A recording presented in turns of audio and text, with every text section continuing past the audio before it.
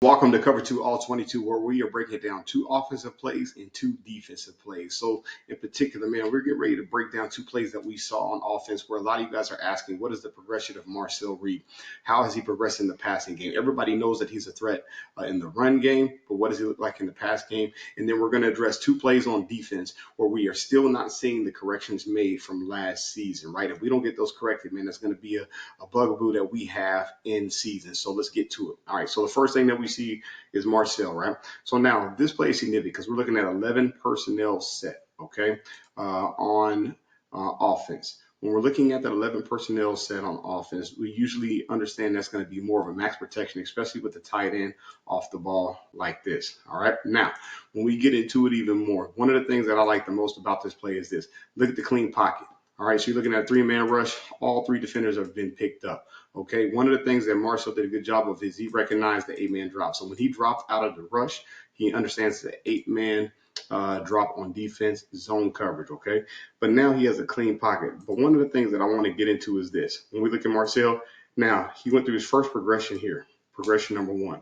As he steps into the pocket, he's looking at a second progression within the line. But the most important thing that I noticed within this is his third progression. Look where his eyes went. He went from here to now he's on his third read, hitting that dig ball to Casey Concepcion, right? Boom, throws a dot right there. In motion, on stride, hell of a catch by KC.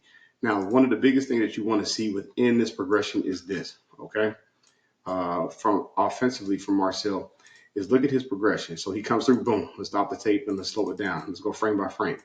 So when we look at his eyes, eyes number one, boom, here. So that's great progressional read by Marcel. That's growth in his game. As we go through, we step in, he steps into the pocket. Great footwork, great footwork by Marcel. Boom. Now we're looking at progression two, straight down the line. Usually that post route that we saw previously, right? And then as he understands he has a clean pocket, he's not in any threat because last year at this point, he steps and runs here. He steps and runs there, or he exits the pocket this way. So now you're seeing the progressional point with eyes downfield. He gets to his third read. He sees KC, drives the ball in there. Boom, beautiful route. That is the biggest thing that you saw in this game where you saw the growth and progression of Marcel in the pass game. Now let's get to another pass play, right? Now we're going here.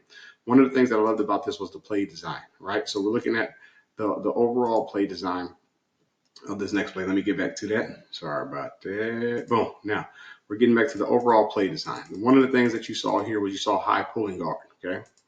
So one of the reasons why that's significant in the high pulling guard game, because when he gives the high pull, it's looking like a quarterback counter. The reason why that's important is because it forces these two linebackers to flow, leaving a window or a seam open right here. Because you know that you have a threat in the run game with the quarterback, you need to be able to utilize that threat in order to manipulate the defense. And that's what I love about what Colin Klein did. He used his run threat with his mobile quarterback, got the linebackers to flow. Once that flowed, that opened up that seam for that tight end to be able to hit here. Now, let's be able to go run the play. We run the play, boom. And as we look frame by frame, look at the seam that's open. You see where these two backers are? Let's bring that back. So when we talk about the flow, look at the flow of the backers. Look at the flow of the backers. They understand that he's a run threat. By utilizing, manipulating his run threat, the backers flow, opening up a seam for the pass for the tight end. If I can only be critical about one thing, I would just ask that Marcel throw this ball here. If he throws it here, he leads him into the end zone for a touchdown, but that's being critical. Now, good completion on that end from Marcel's side. Technical difficulties. Boom. Now, when we see that, that's great. That's a great manipulation by the offensive coordinator, understanding who you have at quarterback, using his mobile ability, but also getting able to manipulate the defense by making the linebackers slow downhill in order to open a seam. That's what you want to see from an offensive standpoint, but most importantly, that's the growth that you're seeing, one, from Colin Klein, the offensive play caller, but two, Marcel understanding what he has, but seeing the defense play out. That's great growth. Let's get to the next play here, where we are now discussing defense. Okay, now let's get into it. All right, so now I have everybody ask me about the force and the runs getting outside and those big run plays. The number one key is this: we have no force player. We have no defender in this area. That is key. Okay, so look, when we get into this run, this guy right here had a hell of a game. That's an NFL type player right there. He can play. He has great vision, great body balance. But when we look at it from the end of Texas A&M, Now watch this. My guy right here, my defensive end, he needs to keep his outside arm free because he is my force contained player. Look at my safety. He is the unblocked run defender. Now, we have a whole other problem where all of our defenders are getting walled off. We have to be able to fix that.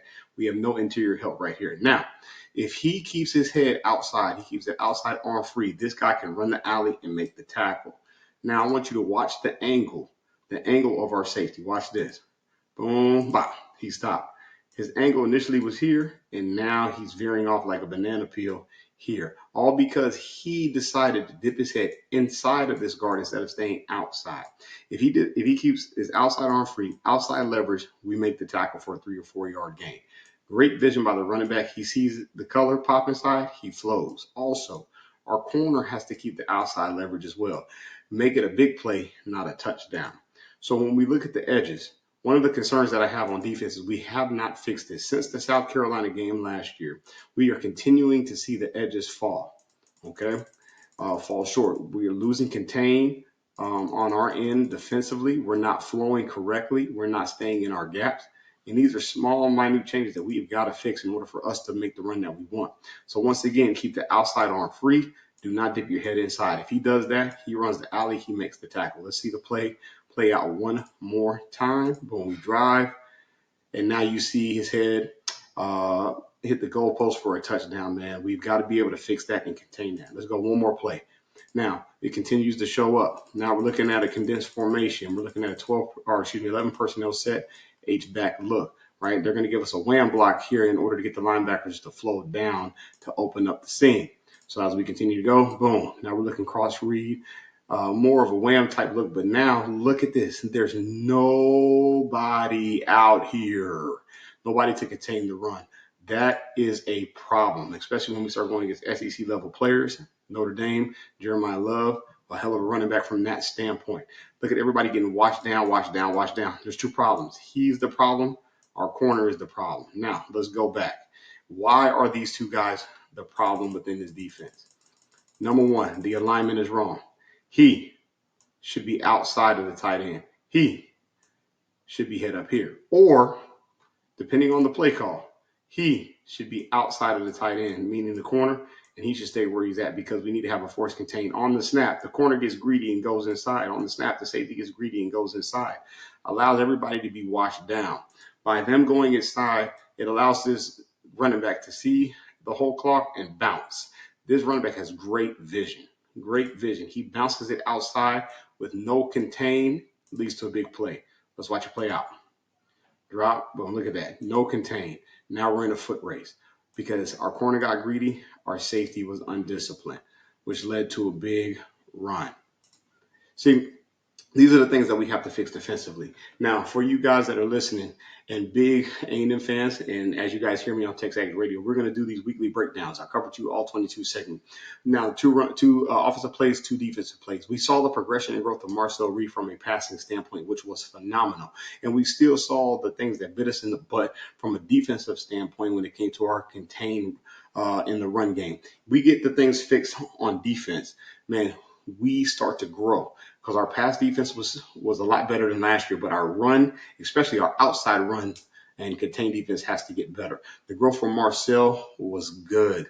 You saw Colin Klein mixing in his run threat in order to open up the pass game, but you also saw Marcel stay within the pocket, manipulate and go through his reads and find the open receiver. So you're seeing growth on this end, man. So look, we're going to do these breakdowns every single week, man. Make sure you guys leave a comment and let me know what you'd like to break down from each and every game, and we'll see you on the next Cover 2, all 22. Let's go.